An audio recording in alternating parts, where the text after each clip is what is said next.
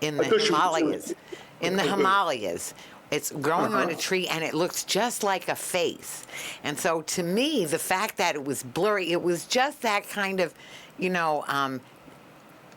wasn't, the standard beauty, that I like to see. It was this weird, kind of weird face, that you can't believe that this looked so much like a face. This mold, this fungus, and so I thought he'd like it, and it was just, to me, that was part of the look of that fungus and how it looked like a face. But he had different standards. He had different standards. Plus, It's my brother. I mean, what are you gonna, you know how siblings are. Especially it's my younger brother. That's why. That's the problem. Yeah, and all photographers have different standards. Sure. Sure. And they change through time. Yeah, and they especially change if it's coming from your older sister. Just barely older sister, right? So there was always a little bit of that. Yeah. And sometimes people will send me photos, and I'll say, do you want me to look at this photo or critique it? And they'll often come back and say, just look at it. Right. They don't want to hear my critique. Right. When I get that, I am happy for that response because, I don't want to value. But Bob Creeley, when people sent him poems, Bob refused to critique poems. Sure, good. He said, you have a relationship to the poem. It comes out of you. It's more complex. He said, I'll read it. He said, but I'm not going to judge it for you. And he just always refused to do it. Sure. Good for him. Okay, Facebook said they're ready when we're ready. Good. Okay, good. It's been very interesting already. So I think we're ready to go. Is your timer set to 59:59? First of all, I want to remind everybody to turn off your phones, the ringer or anything. And maybe you don't have to. And the timer is set. Yep. Chuck, is your microphone on? Can you hear me? I'll give you more volume. Yeah. How is it now? Good. It might be. I can't believe that it's so dim. Let me check that out. Well, I mumble and and I speak low, so. Okay. Right. Hype it up a little. Right. Yeah. Well, I hate to admit that for a while, because of that, I've been reluctant to have Chuck on the show. But sometimes it just has to be Chuck, So this is one of the times. There's mumblers mumbler. out there who appreciate me. Right. Well, we all appreciate you, but the thing is, can we hear what you're saying? Oh. But wasn't there a character in Dick Tracy named Mumbles? Yes, there was. Maybe there was. Mumbles, yeah. Was it Mumbles? No, there we go. There's a new name for Chuck. Anyway. Okay, so step one is to throw that silver switch that turns the timer on. Light is on? Yep. Okay. Put the clapper in front of your face. When you hit the clapper, you're on the air. Welcome to Talking Peace, being recorded here at Think Twice Radio in the home of the future. Thanks to our producer and friend, Richard Wicca. Thanks, Richard. And we're also going to be broadcasting on WBNY, Buffalo's original alternative radio station. Very exciting always to be a part of Buff State and to send people to 91.3 FM, where this is going to be broadcast as well. So I'm Vicki Ross. I'm the community coordinator for the Western New York Peace Center. Very excited to be here with everyone. And I think most people listening will be here on Haudenosaunee land, which we are grateful for the indigenous wisdom and for our friends from whom that land has been stolen. This land is their land, as Pete might say. But it's anyway. This land is. But on the other side, it didn't say nothing. Anyway, which is a big hint to say today we have a very exciting show about Pete Seeger, the icon, the wonderful, just activist, just hero and friend to, especially to our two special guests today. So I think we'll just go around. We have Bruce Jackson, who is very well known. We could do a show just on Bruce. Bruce has his own Library of Congress section, is a distinguished professor at UB, as well as the James Agee? Agee, professor of American culture. So, and has done all kinds of writing, photography, is a film critic, professor, and just all-around expert on a lot of things, and a long time friend of Pete. So welcome, Bruce. Thank you. Happy to be here. Oh, we're so grateful for you coming. And of course, friend of the show, Chuck's been on the show before, Chuck Culhane, who is associated with, and really the linchpin of the vigil that the Western New York Peace Center's Prisoners' Rights Task Force does in front of the Erie County Holding Center, who is a longtime friend of Pete's, who got to know Pete. I'm sure he'll tell you how. Over the years, actually, Pete was his best man at his wedding. So anyway, we'll get into all of that. So welcome, Chuck. Glad to be here, Vicki. Well, thanks for coming. So, we like to start this show off with things that really uplift us, and of course, talking or thinking about Pete always uplifts me. So, if we could just go around, and we'll go in the Haudenosaunee tradition, go counterclockwise to what I see. So, I'm going to ask you, Bruce, to just, mention a couple of values that you want us to really focus on, and that Pete sort of embodies to you, that you think of when you think of Pete? Oh, I wouldn't know where to start. Pete was one of the most inclusive people I ever knew. He's one of the few people I know in public life who was exactly as he seemed. There was no difference with Pete in his home in Beacon, New York, and the Pete you all have seen on stage or at rallies. He was just, he was Pete through and through. Mm-hmm. And his whole life, he cared about things. He cared about the Hudson River. He cared about people. He was, I'll tell you a story later about when we were in Ellis Prison in Texas, about him wanting to sing for convicts and something that happened there. He was just a lovely guy, and and one of the great fortunes of my life was that we became friends in Bloomington, Indiana, in 1962. Wow. And the last time I saw him, the very last, was with Chuck, when he was here in Buffalo for a Peace Center event. Chuck and I spent 2 hours in his hotel room with him while, chatting. And the last photograph I have of him, and I have a lot, was of him getting into a car with Chuck to go off to that concert. Mm. Mm. Well, thanks. And inclusivity and all that, those cherished memories of people we love are such a value. There's nothing like it. They're with us in mind and spirit, in so many ways. And Chuck, before you go on, Pete's with us in more than that. Oh, sure. I mean, there are boats that ply the Hudson because of Pete. Right. The Clearwater sloops. Right. He's left artifacts behind. Oh, absolutely. Right. Immense and amazing, all that he has given us and continues to give us, really. Yeah.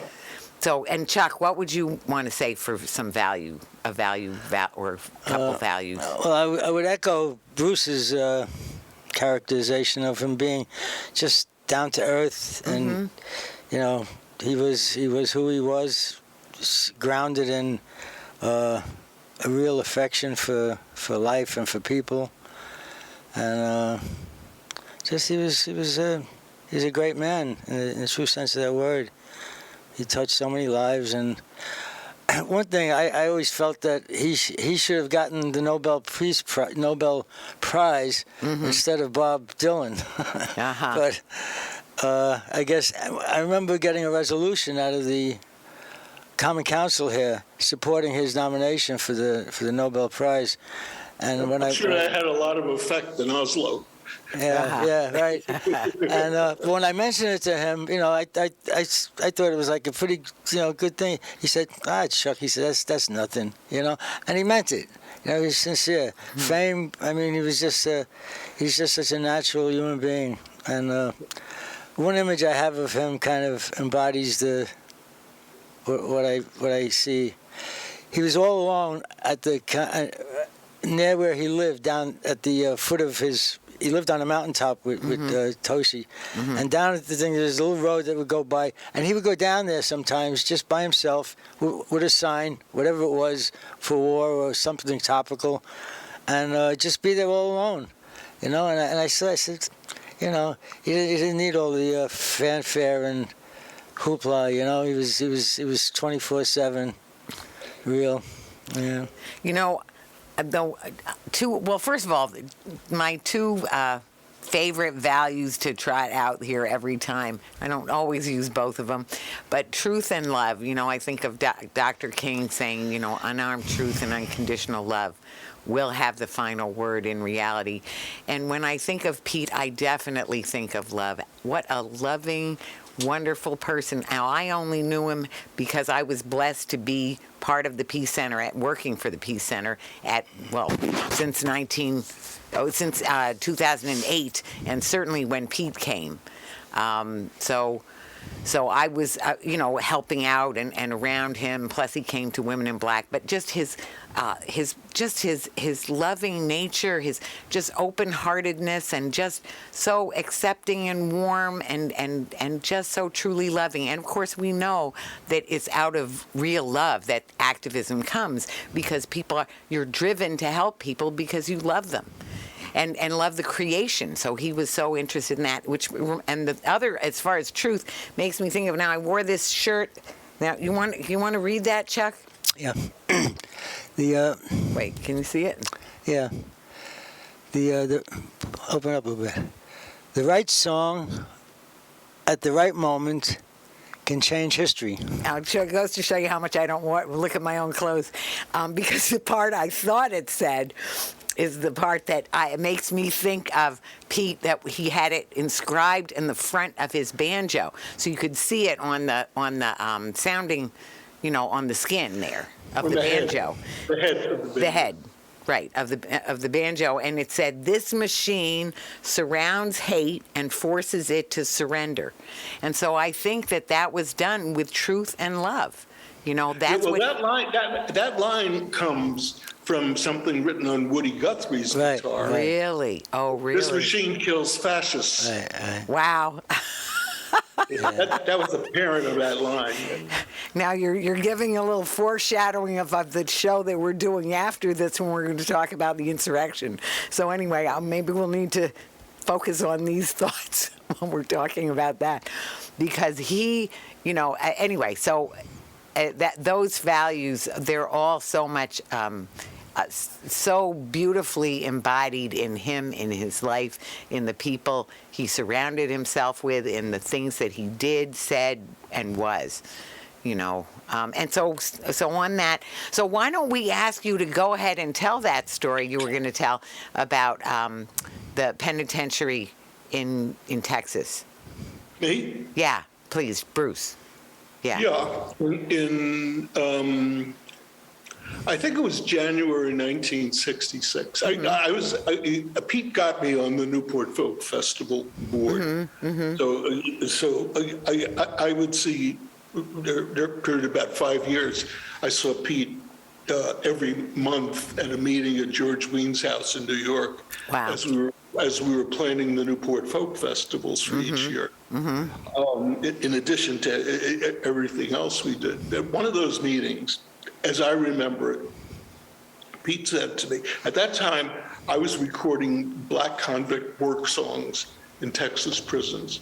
Now, those songs came out of slavery time, And they came to slavery plantations from Africa, so they had a long musical tradition.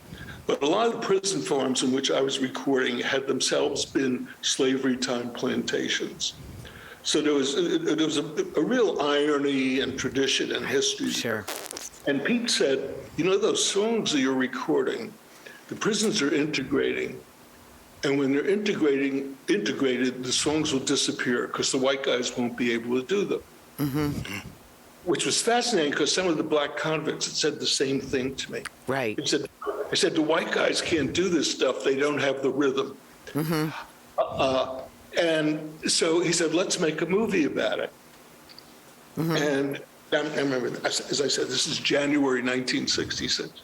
Mm-hmm. So I said, Pete, how are we going to make a movie? I said, I'm a writer. I don't like working with other people. Movies, you have to work with other people. I said, nobody's going to give us money because you're a communist and, I'm nobody. He said, I'll pay. Humility, I like that. He said, I'll pay for it. He said, it's important to do. Mm-hmm. Mm-hmm. So in March of 1966, Pete, his son Dan, and Toshi, his wife, who's a very good photographer, mm-hmm. met me at Ellis Prison, just north of 18 miles north of Huntsville, Texas. Ellis was then Texas maxi. I mean, it's nothing like what they have now. I mean, now it is just deep tank, total darkness shit. But it was what passed for maxi then. Right. Was it Death Row? Was that Death Row there? Yeah, that's also where Diane and I did our Death Row work. Right. Yeah. And they also moved Death Row away from there. That's where Death Row was too. Mm-hmm. And so Pete met me, and I was with some guys I'd been working with for several years, seeing mm-hmm. over several years, and we made this film. So he arrives, I pick him up at the motel, and we're going out to the prison, and he's carrying, I can see the bags. He's got a guitar case and a banjo case. And I said, what are you doing with that? Mm-hmm. He said, well, they're going to sing for me. I have to sing for them. I said, Pete, this is a penitentiary. You don't have to do that. He said, yes, I do. I have to do that. You're going to sing for me? Right. So I go to the warden, big cigar, boots on the desk, cowboy hat. Mm-hmm. And I said, he wants to give a concert. He said, for the convicts? I said, yeah. He said, why? Why? I said, it's what he does. Mm-hmm. Warden says, okay, mm-hmm. What the hell? So that night, a couple hundred convicts, black and white, come into the gymnasium, Ellis Penitentiary. Now, they had never heard of Pete Seeger, never. I mean, I can't believe any of them. I mean, I'd been seeing him for years with the choir. I'd seen him at folk festivals and concerts where everybody knew who he was. Here, it was nothing. Within 5 minutes, everybody is singing along. The convicts are singing along. The guards are singing along. Everybody's singing. Mm-hmm. So we spend 5 or 6 days making the movie.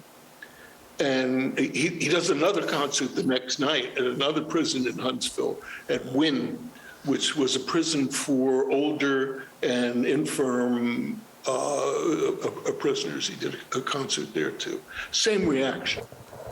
After he leaves, I was in the corridor one day. Mm-hmm.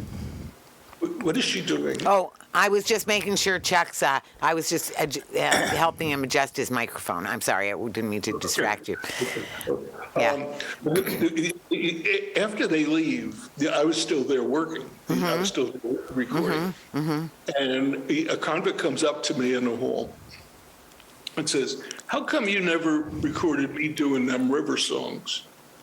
Now, down there, they called the work songs, river songs, because almost all of the Texas prison farms were built along the Brazos River or the Trinity River. Because when flood time came, it got the rich topsoil coming down, which is so they could grow the cotton.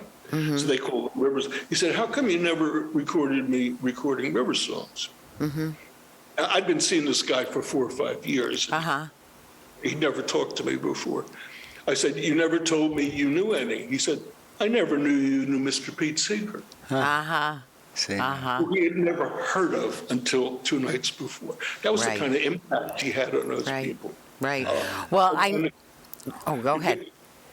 I have photographs of us during the shoot while we're shooting the movie, and you can see that everybody's just hanging out. Everybody loved him there.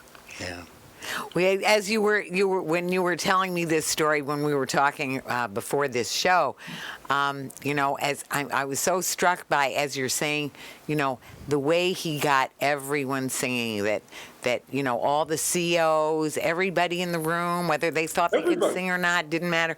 And of course, when he came to the Western Europe, I mean, for those, first of all, I'm not even sure I did a very adequate job of telling, for those young people who are listening or something, for those rare people who may not know much about Pete Seeger, his life, his activism, and his work through his music starting in the 50s that just went on flowing like a river, as through his activism and his folk songs and his love of people, and his ability to get other people engaged. Exactly. Yes. The thing about getting people to sing, when he was old and he was dying, he had no voice left at the end. I mean, he had hardly any voice. Right.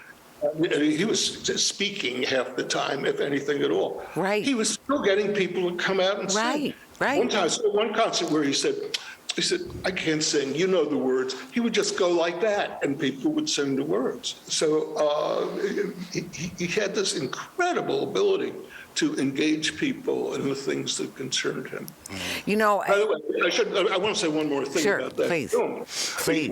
When he suggested we do it, as I said, he said, these are going to be gone. That turns out to be the only film that was ever made of these work songs actually being done by guys doing the work. Because within a year, the prisons were integrated and they were gone. Wow. They were simply gone. So he was absolutely right. He and Toshi made a number of other films at their own expense, which are in the Library of Congress. And some are available on folk streams. If you look up folk streams on the web, there's a lot of great folklore films. Our work song film is available there. Really? Well, we should be getting a lot of this information from you. I know you have all kinds of information and films and photos and everything. So, we'd love to be able to share some of those. Speaking of sharing, let me just try to show, just for a minute, the pictures from this annual dinner that we were just talking about, because it is a perfect example of Pete and how we could see. Well, this is Chuck introducing him, so you can see that there's Chuck introducing him, and he's his usual, humble self. There he is, getting people going. Oops.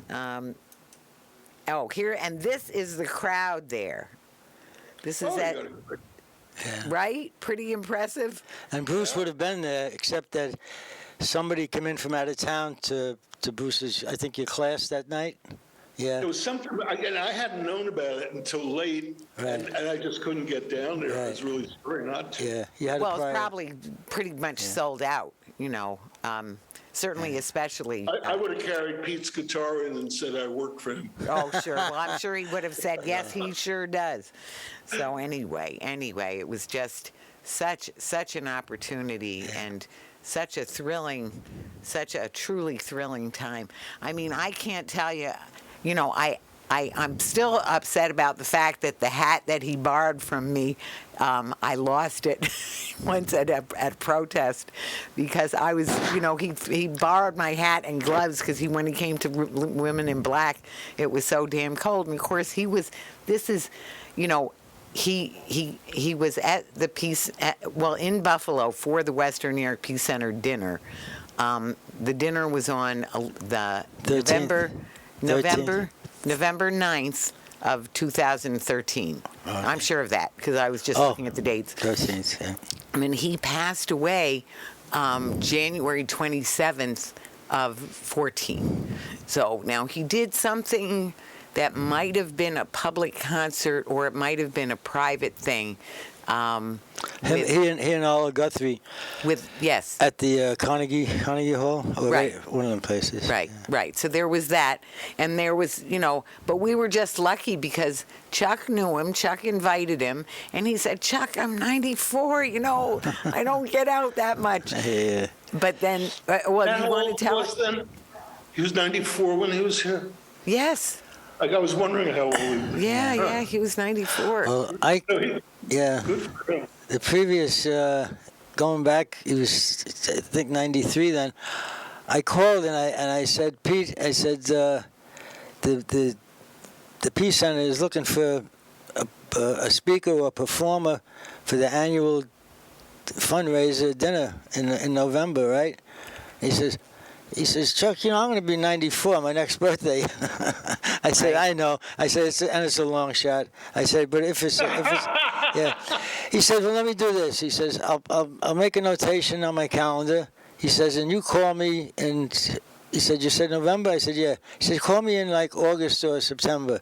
He says, and then we'll take it from there.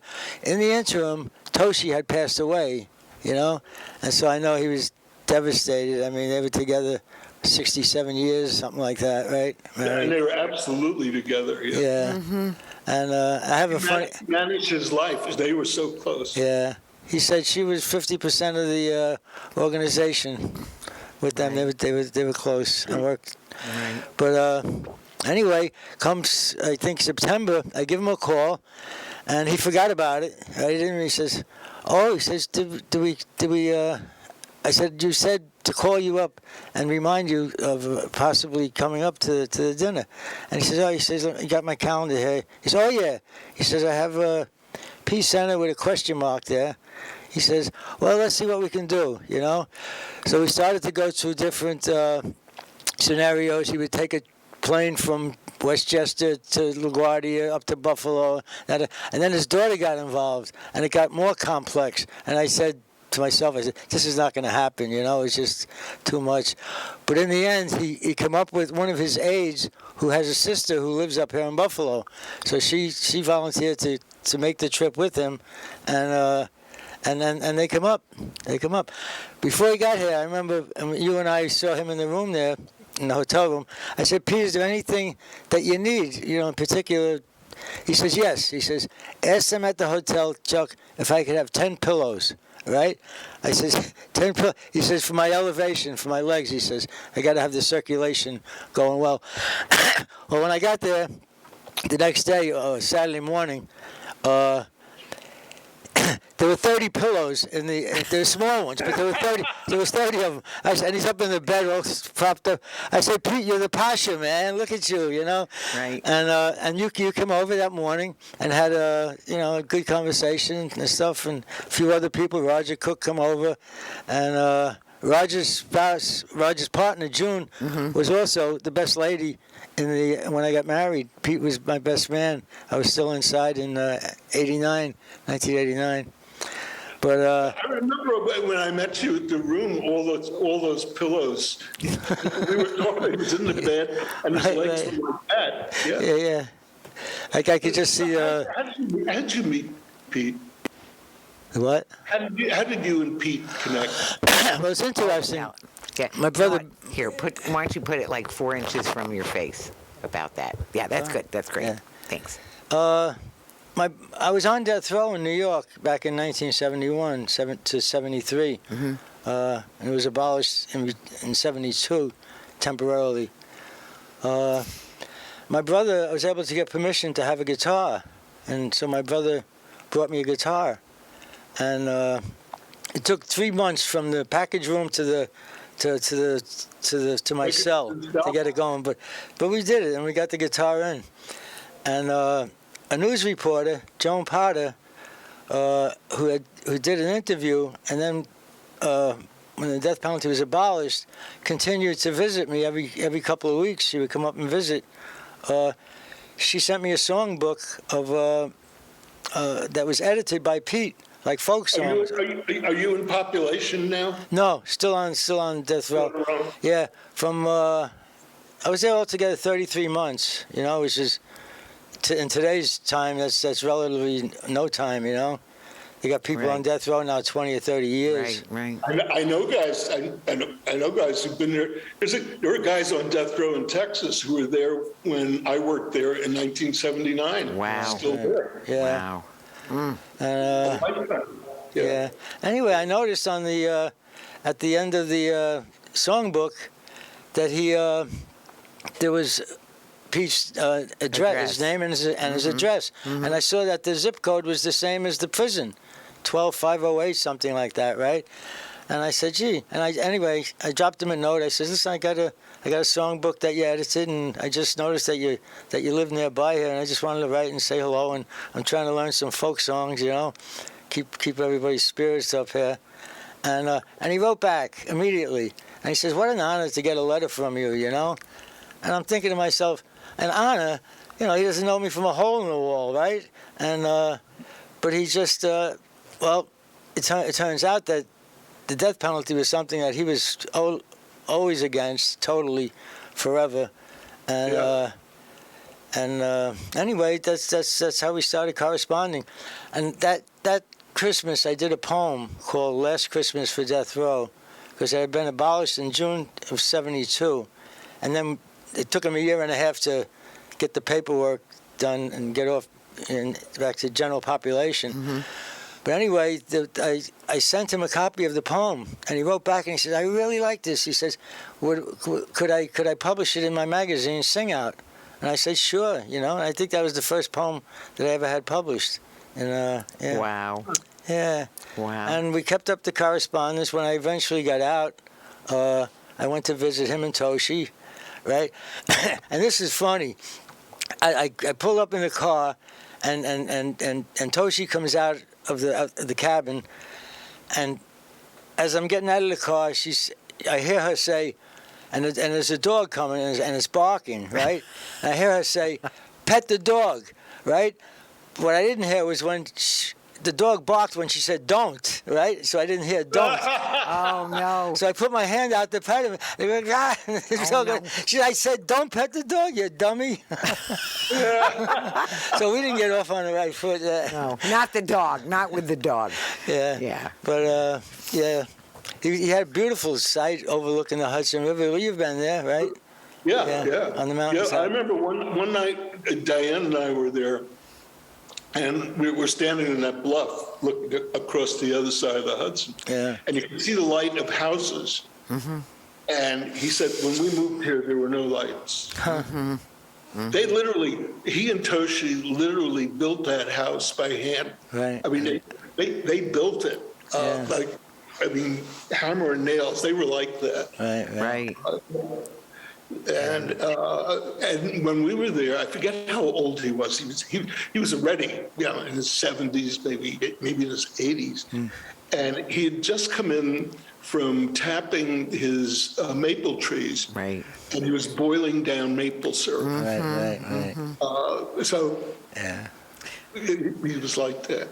Well, the environmental work, he did so much seminal work. And I want to say it started off with a lot of the labor union work and, but certainly anti-war, anti-racism, and certainly anti all the environmental degradation. And he was very involved with river keepers that had become water keepers and the cleanup of the Hudson.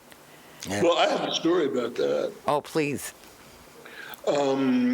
He, as you said, he was very involved. He was very concerned about it because in years past, a lot of people around now don't remember it. You wouldn't dare eat a fish caught in the Hudson River. Right.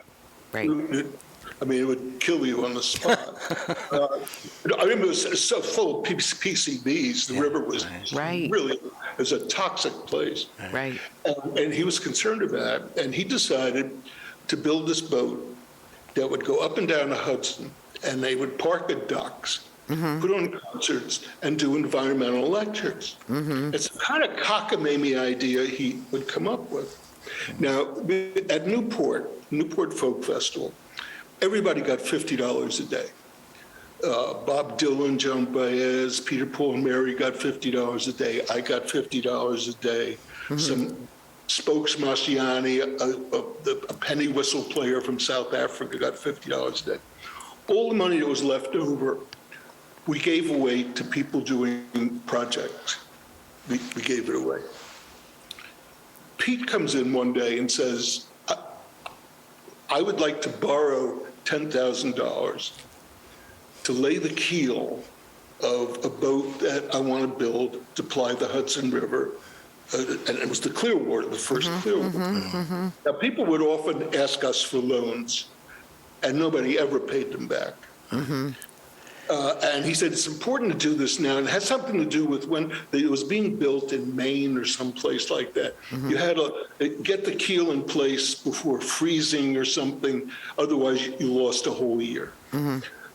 So we gave them the money, and they built the Clearwater. 3 years later, Newport gets a check for $10,000 from Pete Seeger, paid it back. He's the only person that I remember. At one point, Toshi and I were in charge of the Newport grants. It's the only person I remember paying us back. Really? And then there became there became more than one Clearwater, and it became a real institution on the river. And the Hudson, as you know now, is a clean river. Right. And it's largely because of his efforts in this thing. He was always planning things. Whenever I was, I'll tell you one more quickie. Please. He was here in 1991 for an event for the 20th anniversary of the Attica Uprising. And we were walking across campus at the UB North campus. And he said, this is a really bleak campus. And I said, yeah, it is. He said, I mean, because it's just, there are no trees and the windowless buildings. He said, that building there, and he pointed to the music building, one side of which is just a solid wall of brick. Oh, boy. He said, you could take that and have a competition among Buffalo school kids every year for a mural. And then you paint the mural, and you paint it with paint that disintegrates in a year. But each year you do it again. He said, you could do things with this campus if you had some imagination. Right. He was always like that. UB now, 30 years later, is engaged in a process trying to figure out how to do something with the sides of those buildings. So he was always coming up with things. I remember he had an editorial in the New York Times about painting garbage cans. People painting garbage cans in neon colors and stuff like that. Just about beautifying the environment. Well, public art. And public music. I mean, he was all about the common person. And actually, that's the other thing is I think, and correct me if I'm wrong, that he was not interested in copyright. He put all of any of the music that he that he wrote, that he created, or that he found, just went right out into the common, what would you call it? To the common use. It was freely. It was not copyrighted because he wanted people, he was interested in that common good that is the public art and the public music and the sharing of things in the commons. Actually, that's how we got to be friends. He came to Bloomington, Indiana, as I said, in 1962. and he was doing a concert at a coffee house, and his 12-string got waylaid. And somebody came and asked if they could borrow my 12-string to bring to him. And I said, he can borrow my 12-string, but I'm going to bring it to him because I wanted to meet him. Right, sure. I'm not going to let you get the credit for my 12-string. Right. So we talked about 12-string, and I wrote an article for Sing Out about how to tune a 12-string using harmonics. 12 strings are a bitch to tune. I won't go into why, but they are. Well, the thing is, at some points, they have a very thick string adjacent to a very thin string. Right. And you hold them down, and the depression is different for the strings. So using the ordinary method of tuning a guitar, unless you have perfect pitch, it's hard to tune them. You can tune them with harmonics. I wrote an article about this, which he stole and used in his Folkways album, How to Play the 12-String Guitar. He gave me credit for it. Right. But he never, as far as he was concerned, it was out there, he could use it. Share, to share. So I wrote, I said, can I at least get a copy of this? So they sent me a couple copies of it, and he and I started corresponding, and that's how we got to be pals. Well, it's funny because I don't want to get off the track, or we'll start talking about tuning of instruments, because I play, I have a string thing going, and I play by ear. So I want to say I've done a lot of working with tuning and, and have a lot of fun with stringed instruments. So anyway, it's always fun to hear about tuning. And I'm really almost militant against these tuning machines, because then you're not training your ear. Turn your brain off. Don't train your ear. What a waste, So anyway. But what and back to Pete and the music. So his approach to music was that beautiful blending where you may have simple enough music that really it's accessible, but that the complexity would come from the different parts, people singing harmony, things like that. And he had the same. And he could get an audience totally untrained. You could get 500, 1,000 people singing harmony. Right. Yeah. Right. Well, I was singing harmony very near the stage, and I do have a picture of it, which I didn't bring to share, but because I was singing the whole time, and it was a thrill of a lifetime to me when he said, "I hear those harmonies, keep those harmonies coming," because he could hear them from not just me, but all the people. We had that group you just saw, how many people, and some of them, many of them who either were accomplished musically or just were inspired by listening. But there were all those different pieces and parts, and that's where people, back to that inclusivity, you sort of access it in the way that you're able. And for some people it would be, more simply, and for some people it would be, with additional harmonies or syncopation or whatever. He comes from a very talented musical family. His mother, Ruth Crawford Seeger, was a composer of great note. His father, Charles Seeger, was an ethnomusicologist, a really serious academic. And the children, Peggy, his sister, is a singer, his half-sister. Mike, his brother Mike. Mike was probably the best instrumentalist in the family. Mike played everything, anything in front of him. Sure.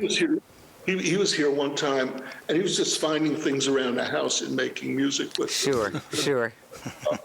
So he came out of a music world, but a very political one. Right. And he lived in it his whole life. And he didn't discriminate on the kind of music he was playing. He'd go for anything. He would adopt anything. Right. So he was great fun to be around. At Newport, when we were picking performers, the two people who turned up the most, I don't want to say surprising, but unknown people who are unknown to the rest of us were a guy named Ralph Rinsler. Ralph was the person who would go on to start the annual festival on the Mall in Washington, D.C. They haven't been doing them the last couple of years, but they went on for decades. And Pete. And Pete would just did, and one of my favorites was the guy I mentioned before, a South African penny whistler, Spokes Masiani. And this guy just played a penny whistle, and you could buy it in a store for like $1. And just got the most beautiful music out of it. And Spokes is playing alone on the stage at Newport. Pete comes out behind him with a 12-string guitar and accompanies him, totally unplanned. And I remember this. Pete was tall, for those of you who never saw him, and he had great long legs. And he's going back and forth from one leg to the other, just bouncing behind this guy who's perfectly still, playing this instrument, and not overriding him with his guitar, but really accompanying him. And one of my favorite Newport moments. And it was the sort of thing he did all the time. Well, back to that loving heart. And that loving heart, which generated all that interest in the activism and the music, yes, the love of music. And then it was such a vehicle for building, for creating more love. Back to that thing I read, that, it will overcome hate. It is the music and the beauty would overcome. And so he just used them equally, to such an effect. And, we know that music has been a strong, We Shall Overcome is one that he promoted heavily, and that is how it became the anthem that it became. Yeah. And of course, there's so many songs there's so much music out there, and it's much of it is political, but it's everything. One of my favorites is "Little Fat Baby." Is so it just moved. If you never heard it, you have to hear it. It will move you to tears.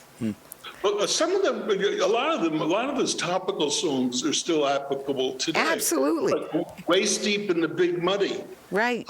And the Big Fool Says to Keep On. That's the place. Where have all the flowers Still, gone? Yeah, absolutely. If I Had a Hammer was another turn.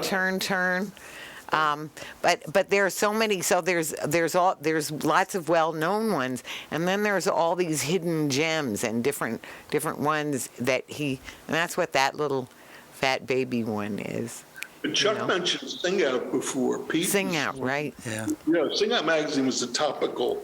It did folk songs and leaned towards topical songs, very left politically. And Rise Up too. The Rise Up folk songbook. Rise Up. Yeah, I don't have that. So. Oh, you should have it. I think I have 2 copies. Well. Yeah, it's not also hard to find. It's, is it 500? Is it 1,000? I mean, it's got almost every song you could think of. They're all in there with the chords, and the lyrics. Well, Pete was instrumental in Sing Out, always. I don't remember what his title was, but he was certain. It was edited by a guy named Erwin Sober, but Pete was really the driving force there. Right. And he had a column in it regularly called Johnny Appleseed Jr., in which he would present songs he'd come upon. And it was, sometimes it was a country love song, and sometimes it was a song about revolution. You just never knew what was coming next. But it was always fascinating. And it was always, you'd get a melody line with the chords above it, and some notes about it. So he was always putting it out there. Yeah. Such a wonderful person. Such an absolute hero, and back to, as you both said, so accessible, so inclusive, so down to earth, so so humble and friendly and loving. His integrity, his he just such an amazing, a thrill of a lifetime to meet him, and all of that came through just so easily, so directly. Well, one example of that, one final example of it is at a time when people were selling their stuff. Right. He gave all of his recordings to the Library of Congress. Right. He just gave, and and you can access them. A lot of it's online. Right. He wanted it to be out there. Right. Well, it's back to not just of himself, but of the stuff he and Toshi recorded in their travels, which was a great deal. Sure. Well, back to that thing of the copyright, that it wasn't, to him, it was about the commons. That the commons, it's for people to share, and especially folk music of all things, because that's what it is. It is the folk music comes from the folks, So, and it's for the folks. I got, as you know, I've done a number of books about folk music. 40 books, I wanted to say. Now, they're not all on folk music, but I wanted to get that in there. I know you've written at least 40 books, so that's by itself amazing. But I always felt, and I got ahead. this from Pete,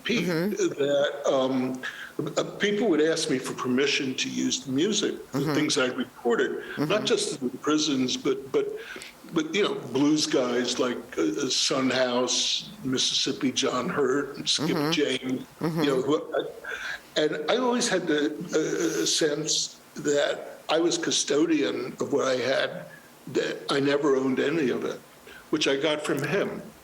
That it was that he was taking care of it and passing it on, Right. Which is another part, a really important part of his message. That those of us who happen to chance upon it or who manage to record it, it's our job to share it, not to get rich off it, not to hide it into ourselves. Right. So he was totally open with everything that way.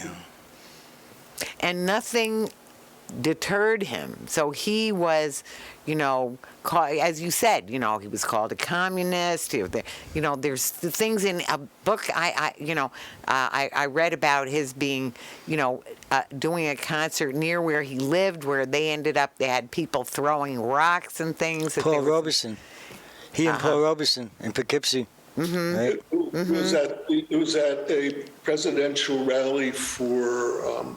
Who was it? It was a 1948 presidential rally. Yeah. Dewey.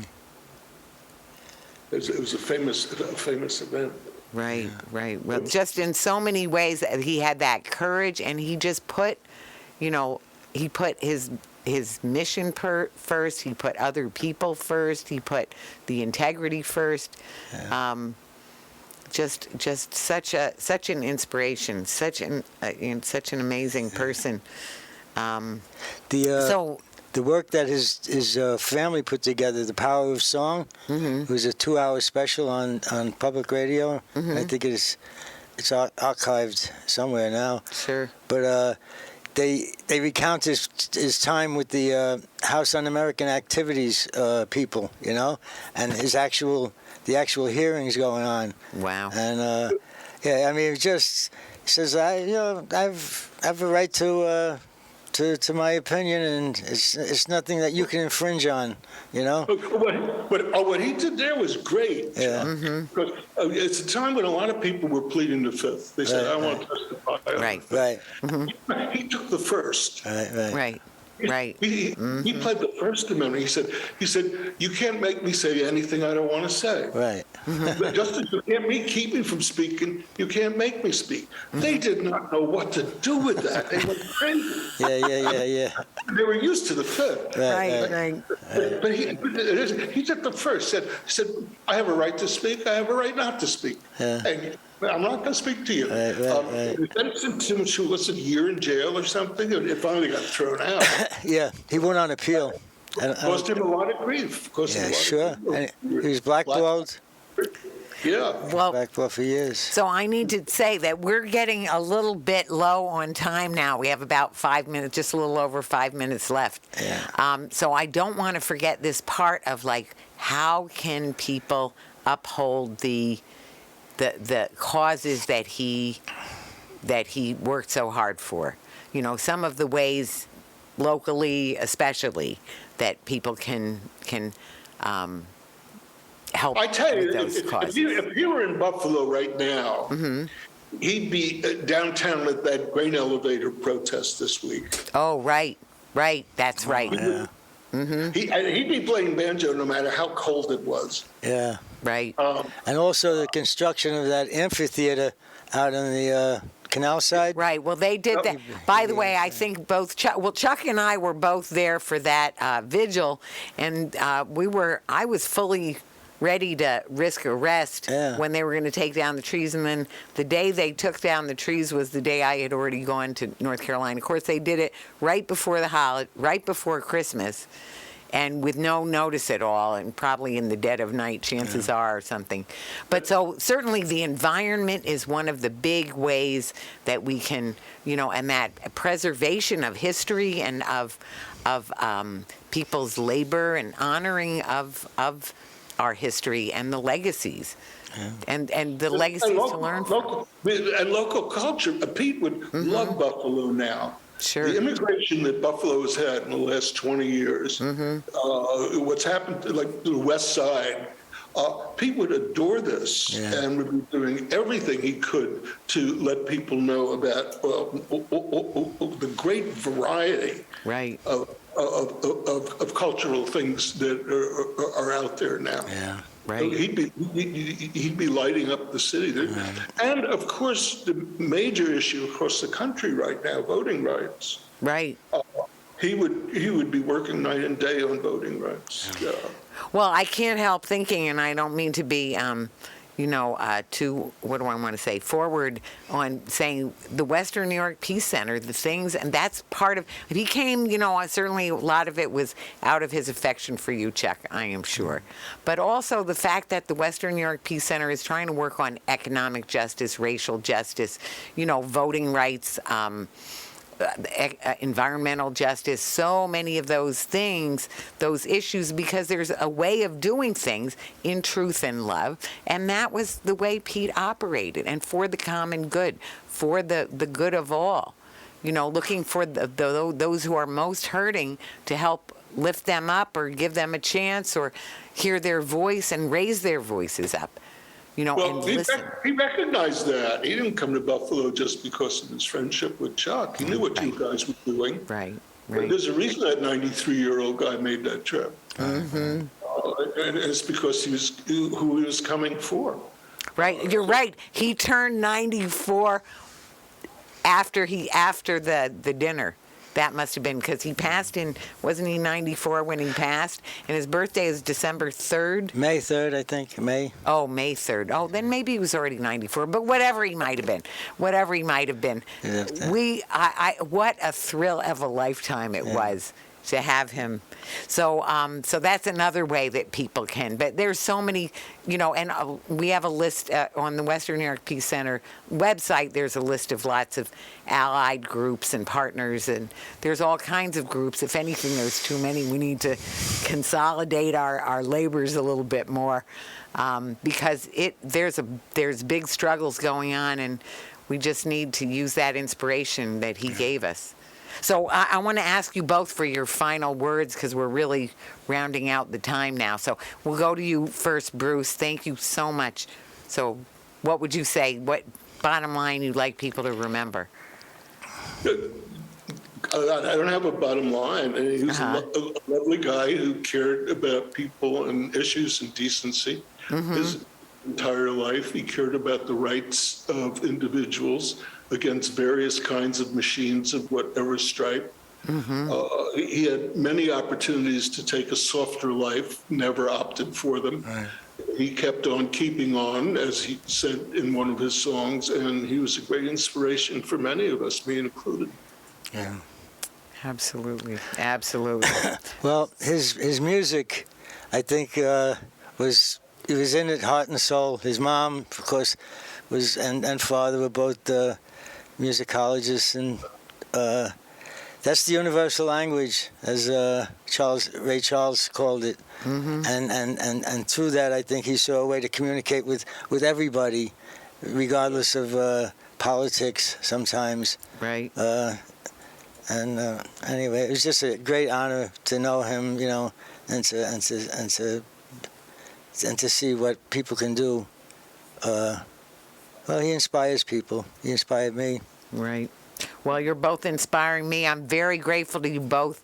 I want to say thank you so very much for being on Talking Peace. This is Talking Peace, and we've been talking peace in truth and love. Thank you so much. Thank you, Bruce. Thank you so very much. Wonderful.